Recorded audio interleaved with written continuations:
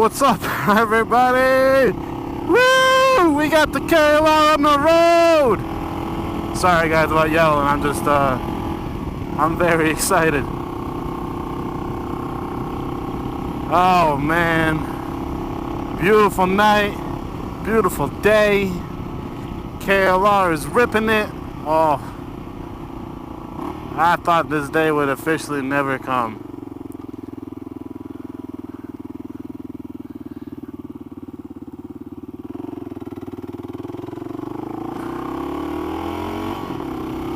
Oh, baby.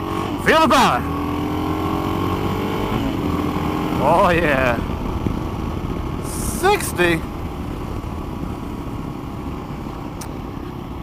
Yeah, so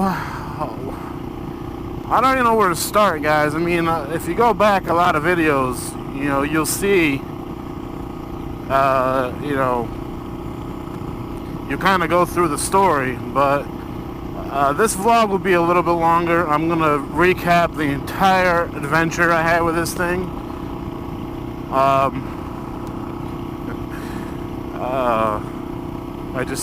got the cutest smile on my face because this is finally happening. The reason why I'm riding it tonight, I'm actually going home. Tomorrow at 8 a.m. I have my inspection for this thing. You know, New York State emission, well, not emissions, because they don't check bikes, but safety inspection.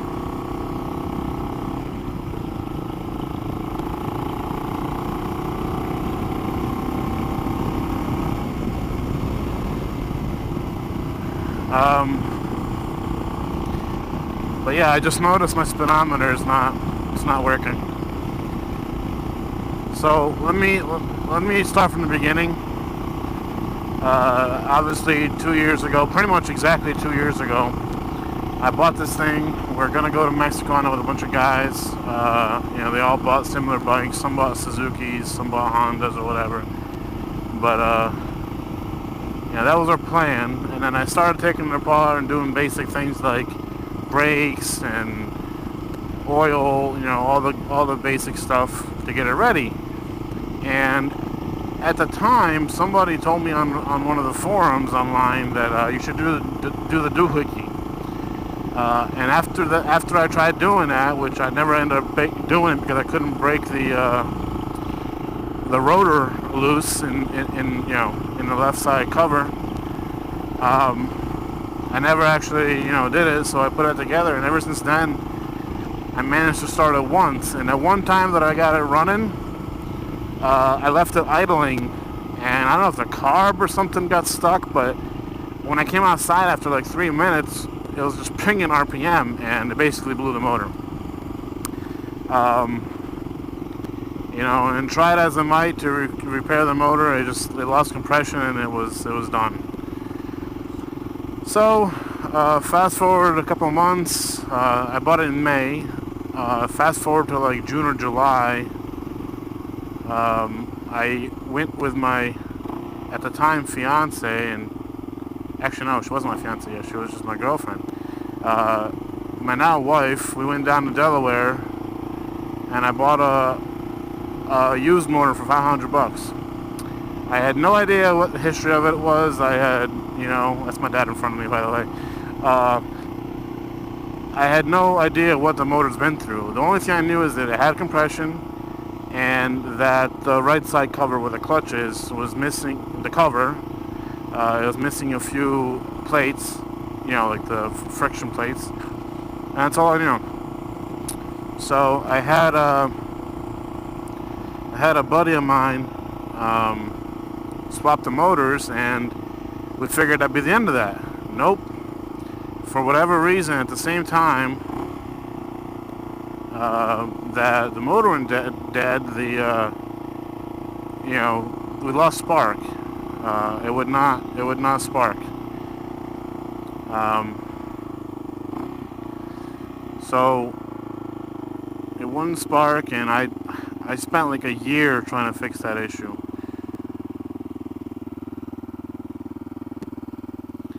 And after many tests and trials and trying different things,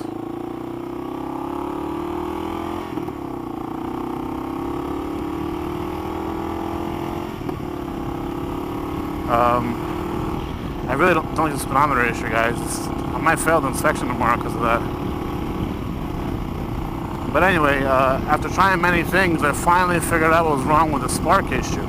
It wasn't the CDI, it wasn't, you know, a wire somewhere that was bad. It was the pickup coil in the stator cover. So I bought a new stator and I bought a pickup coil and I swapped those over from eBay, not new, but, you know, used in good condition. And boom, the bike, you know, fired up. I had spark. So at that point, I knew, okay, you know, this isn't a fully lost cause. It's just a matter of, you know, fixing the rest of the stuff. So that's what I did. I started going through the bike, and I got new tires for it. Really, dude. I got new tires for it. I finished the. Oh, right. Before I got the tires, so I got the spark issue fixed, actually, and then I put it all together, and I went to ride it, and it won't move. It runs, but it won't move. So as you guys have seen in the last few videos, the issue was in my clutch, I was missing a disc. You know, the person who swapped the motor for me, they just moved my clutch stack from my old motor into this new motor. It turns out this new motor is a 2005 or so, while mine's 1989, which means I had one less set of discs. So it wasn't working because of that. So I fixed that issue. I bought new discs, you know, and then I put it together again. And when I went to put it together again, it still wouldn't move. But this time, you know, it felt like it was too much discs or something, because the plates weren't moving. I was pulling the clutch lever in and out. Yeah. So what ended up happening was the reason why the clutch wasn't working even with the correct number of discs is because the pressure plate was wrong.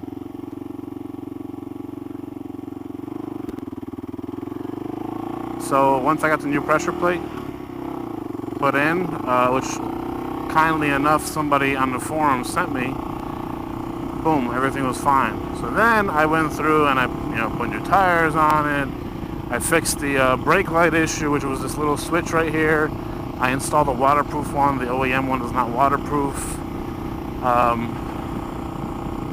You know, it's got a newer header pipe that looks better. It's got new coolant hoses.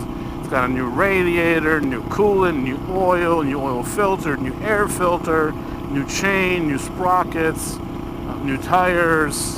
I mean, this bike is like pretty much, I fully restored it, except for aesthetically speaking, which is where I'm going right now. I'm going to the car wash.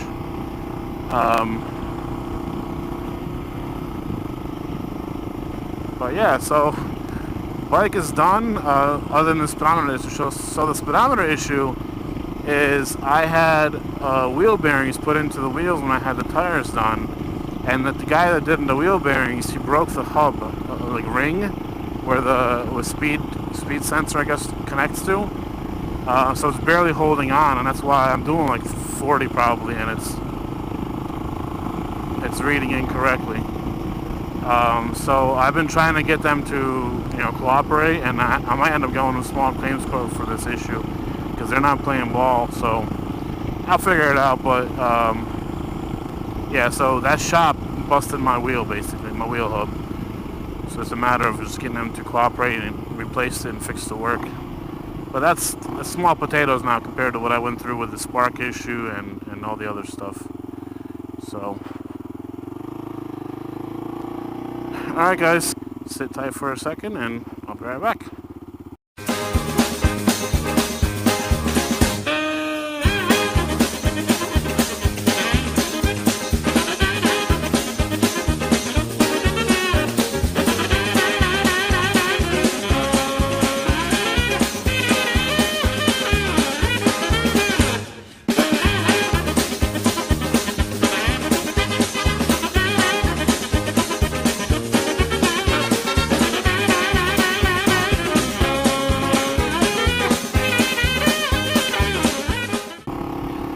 Alright guys, I actually have to go back to my dad's place because I forgot to install the rear cotter pin on the axle bolt I was adjusting the chain and forgot to do that, so I gotta go back and get that done. I mean, I'll give you guys a walk around another time because it'll be dark probably by the time I actually get around to a spot where that has good lighting. But yeah, I mean, bottom line is the things that I want to still do is there should be a mirror here, I think. So somewhere, I think it's right here. Might be right here though, and it's broken off. You can see. So I don't know. I might not end up doing that. I want to clean it up like real good. So I want to do that. And then the only issue or the only broken thing is the speedometer, which I'm hoping the shop plays ball, and I'm hoping I don't have to involve lawyers. And you might be thinking, like, why would he involve lawyers? It's not worth it for a $400 job. You're going to pay a lawyer that much. My company, I'm in a program in my company where lawyers for that kind of stuff is free. So that's the only reason why I haven't just eaten the cost and done it myself. And I shouldn't have to eat the cost. I mean, that shop should replace it because I gave them the wheel with a perfect hub. You know, it wasn't clean maybe, and but it certainly wasn't broken, you know. And I got back when it was broken. So, you know, and I took pictures before and after, and actually I took a picture right in the shop. So like, they can't say, you know, I went home and I installed something wrong and I broke it. They broke it, and the guy even admitted to it. He was like, oh, you know, this thing tripped because it's old and brittle, which is a bunch of BS. But you know, it shouldn't affect operation of the bike. So, you know, but you might want to get a new wheel. Thanks, dude. Because like, yeah, I'm not doing 10 miles an hour. It's completely broken.